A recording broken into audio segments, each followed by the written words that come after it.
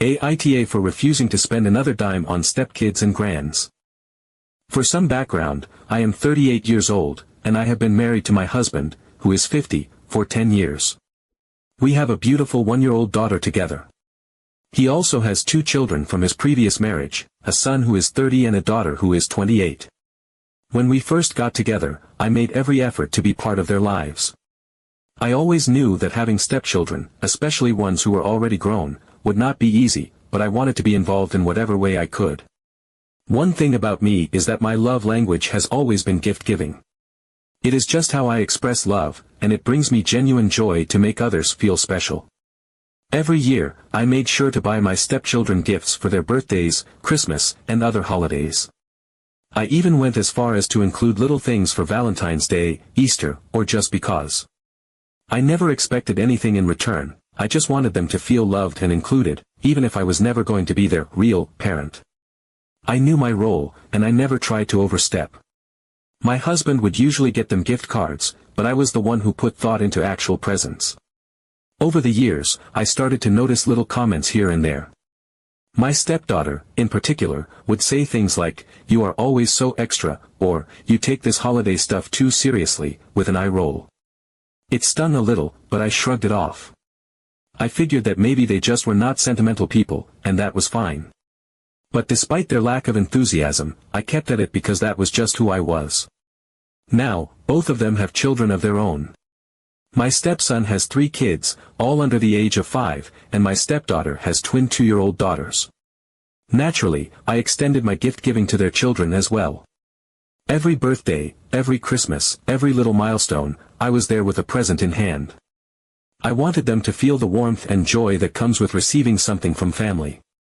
It never crossed my mind that this would not be reciprocated. Fast forward to this past Christmas. My stepdaughter and her husband were hosting the family gathering. It was a nice setup, dinner, drinks, a cozy atmosphere, and of course, the big family gift exchange. Each household was supposed to exchange gifts with the others. Now, for clarity, my stepchildren have never bought me anything for Christmas.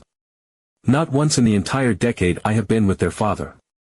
And honestly, I had made peace with that a long time ago. I never gave to receive. But this year, something happened that I just could not ignore. As the gifts were being passed out, I noticed a pattern. My husband received his usual gift card from them, his son and his wife received gifts, his daughter and her husband received gifts, all the grandkids received gifts, and of course, I had come prepared with my usual stack of presents for all of them. But as I sat there, watching each person open their gifts, I realized that not a single one of them had gotten anything for me. Again, not shocking, but what happened next was the real slap in the face. They had also chosen to completely ignore my 1-year-old daughter. Their own half-sister. There she was, sitting on my lap, looking around with those big innocent eyes, watching everyone around her unwrap presents, and there was nothing for her. Not even a small token gift. Not a stuffed animal, not a book, not a single thing to acknowledge her existence in that room. I felt my heart sink. This was not about me anymore. This was about her. A child. Their blood. Their sibling. And they had gone out of their way to make sure she was left out. I tried to keep my composure, but my stomach twisted in knots as I realized what was happening. This was not an accident. This was intentional. They had made a collective decision that my daughter did not matter to them. I looked over at my husband, who seemed completely oblivious to what was going on. Or maybe he noticed and just chose not to make a scene. Either way, I was done. I picked up my daughter, gathered my things, and without a word, I walked out of that house. When we got home, I let my husband have it. I told him that I had spent the last decade trying to be a part of his family, trying to be kind, trying to make sure everyone felt thought of, and this was how they repaid me. It was one thing for them to ignore me, but to exclude their own half-sister was beyond cruel. I told him I would never again spend a single dime on his children or his grandchildren. They were not my family. And I meant it. And if that was not enough, I later found out that his children had done a family photo shoot with all the grandkids, but left my daughter out of it. That was the final nail in the coffin. It was no longer just about holiday gifts. This was a clear message. They did not see her as family. They did not see me as family. And after everything I had done for them, they could not even muster up the bare minimum effort to include my child. So no, I do not regret leaving that night. I do not regret cutting off the gift giving. And I do not regret finally seeing them for who they truly are. But I do wonder, was I wrong? Should I have just swallowed my pride and stayed quiet? Or was I right to finally put my foot down? Update 1. After everything that happened on Christmas, I had a long talk with my husband. I needed to know exactly where he stood in all of this. Not just as my husband, but as the father of the daughter we share. I laid everything out, the years of effort I had put into his family, the way I had been treated in return, and, most importantly, the blatant exclusion of our child. I wanted to hear what he had to say. I wanted to see if there was any part of him that understood how deeply this hurt me. His response. His children didn't have an issue with our age difference, they just didn't see me as family. And more than that, they didn't consider our daughter their sister. That was it. That was the moment something inside me shifted. I could have screamed. I could have cried. I could have fought for some sort of validation, but what would be the point? They were entitled to their opinions and their feelings, just as I was entitled to mine. And mine were clear, if they didn't consider me family, then they were no longer part of mine. So, I decided right then and there that I was done. Done trying. Done making an effort. Done pretending that I had some kind of obligation to people who had made it clear that they felt none toward me or my daughter. I was no longer their stepmother. I was simply their father's wife. Nothing more, nothing less. And as for my daughter, she was mine. Just mine. Valentine's Day came and went, and for the first time in 10 years, I didn't spend a single dime on his children or grandchildren. No cute little cards, no small thoughtful gifts, no carefully wrapped packages with their names on them. Nothing. Instead, I did something I should have done a long time ago, I splurged on my daughter. I bought her a beautiful little dress, new toys, her favorite snacks. I celebrated her, and only her. And you know what? It felt incredible. A week before Valentine's Day, I casually mentioned to my husband that the holiday was coming up and that his grandchildren would probably be expecting something. He barely acknowledged it. He did nothing. He didn't buy gifts for his children, his grandchildren, or even for our daughter. And, unsurprisingly, he didn't get anything for me either.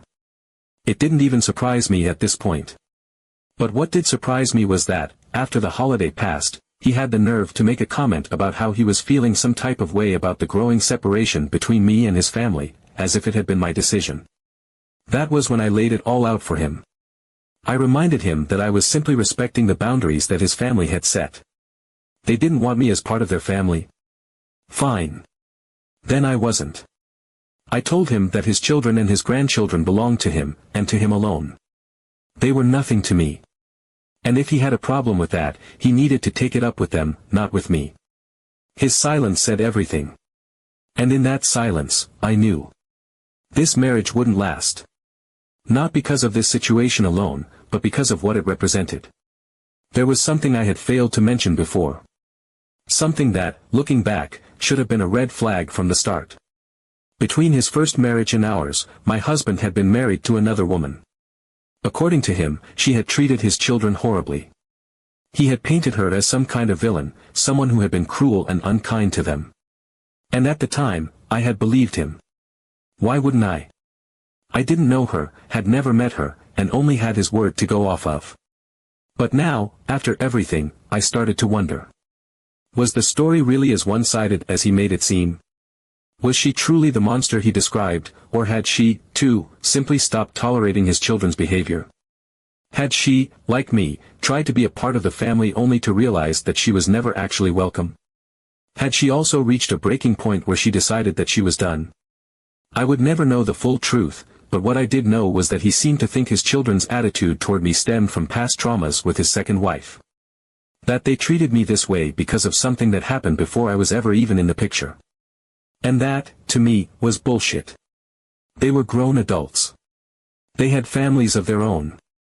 They had the capacity to treat people with kindness and respect if they chose to. And yet, they had never once made the effort. They had never once tried to get to know me outside of the role they had boxed me into. They had made their choice. And now, I was making mine. From this moment forward, I would no longer be a doormat. I would no longer be the one giving and giving while receiving nothing in return.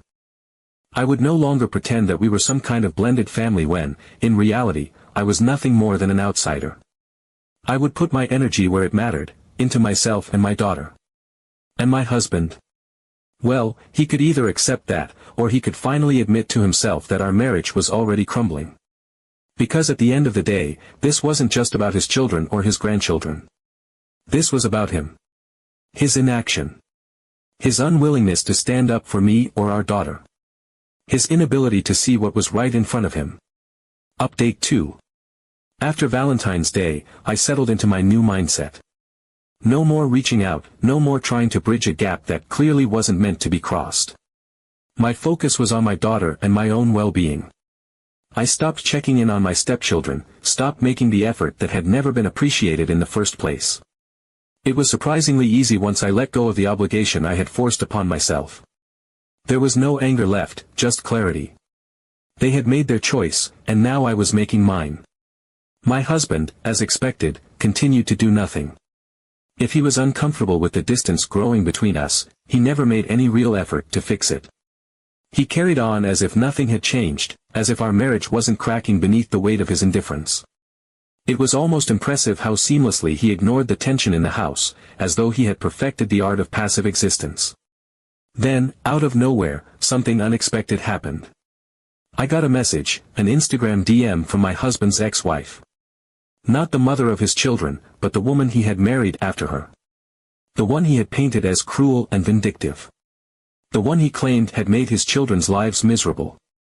At first, I hesitated to open it. What could she possibly have to say to me? But curiosity got the best of me, and I clicked. Just wanted to say, I see what's happening. And I'm sorry. I've been there. That was all she wrote, but it was enough to send my mind spinning. I stared at the message for a long time before responding. I wasn't sure what her intentions were, and I wasn't sure I wanted to engage. But something about the way she phrased it, I see what's happening, made my stomach twist. She wasn't guessing. She wasn't fishing for information. She already knew. I responded cautiously, and before I knew it, we were exchanging long messages about our eerily similar experiences. She told me how, when she had been married to my husband, she had gone above and beyond for his children. She had tried to be a parental figure, tried to support them, tried to make them feel loved, and yet no matter what she did, it was met with cold indifference. She had made their birthdays special, made sure Christmas felt magical, planned family outings, and in the end, none of it mattered. They had never accepted her. Worse, they had made it clear that they never wanted to.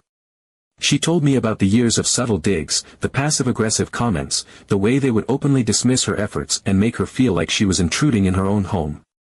And the worst part? My husband had never stepped in. He had watched it all unfold, shrugged, and let it happen. She had spent years convincing herself that if she just tried harder, if she just loved them more, they would come around. They never did. She told me how, when she finally stopped trying, she was blamed for the rift that had already existed long before she ever came into the picture.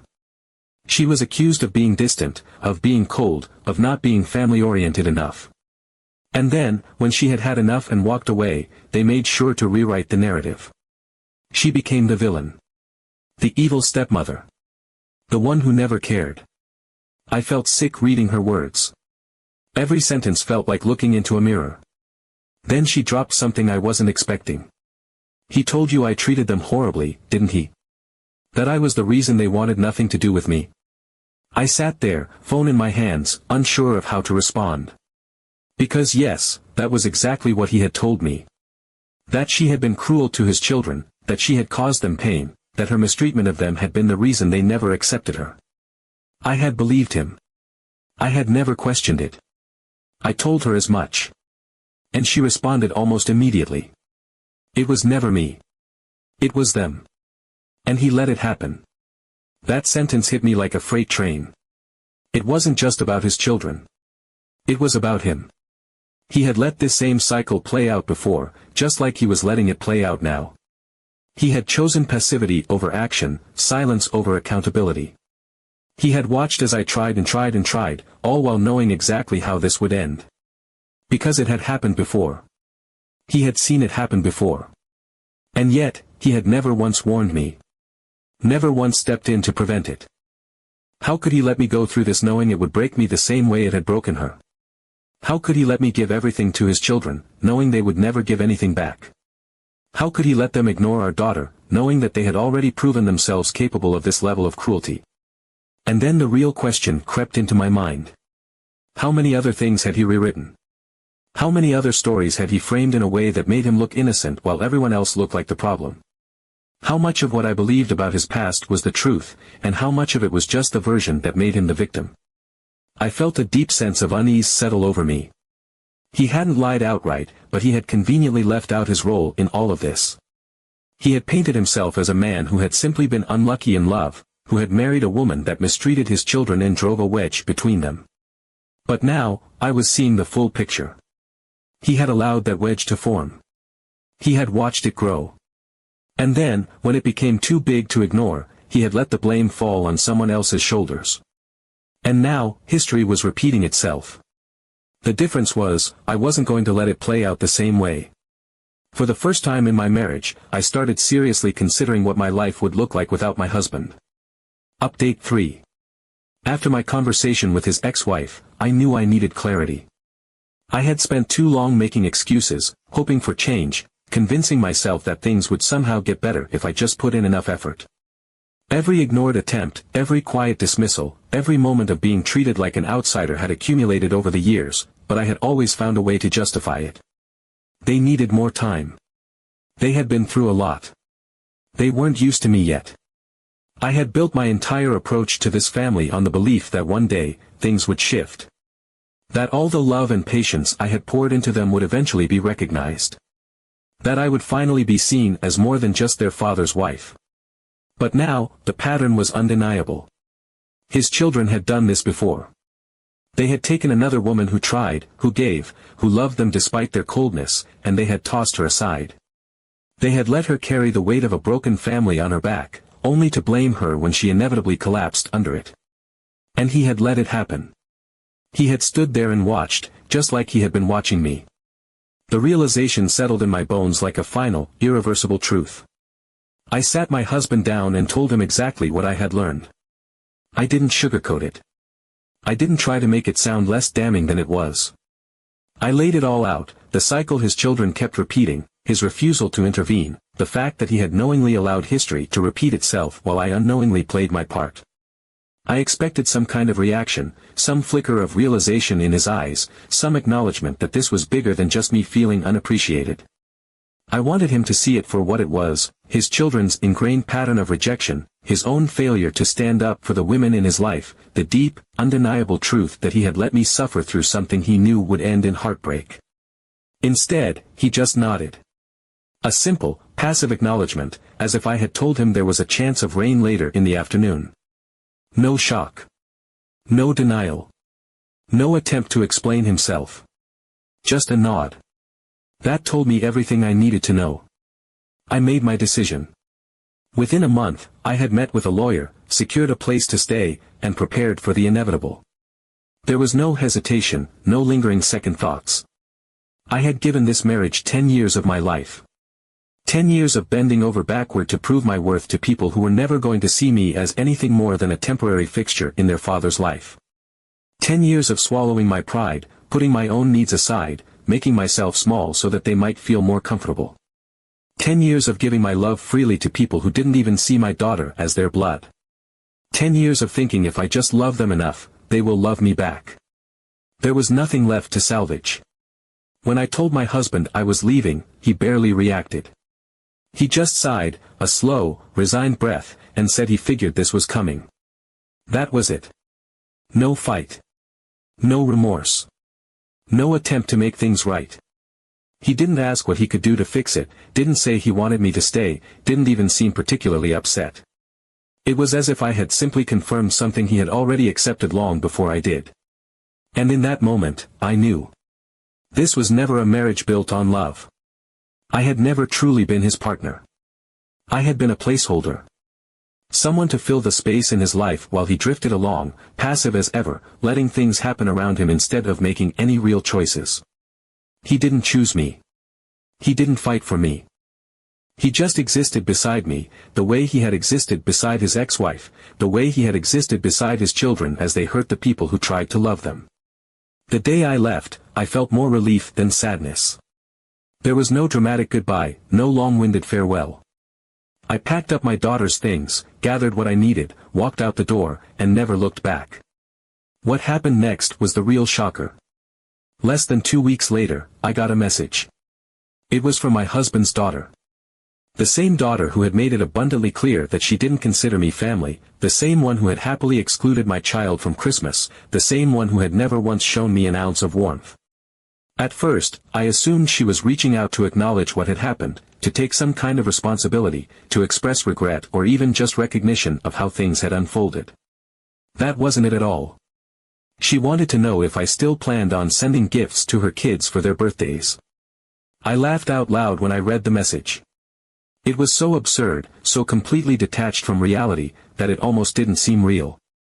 Even after everything, she still thought I would be playing the role of the doting step-grandmother.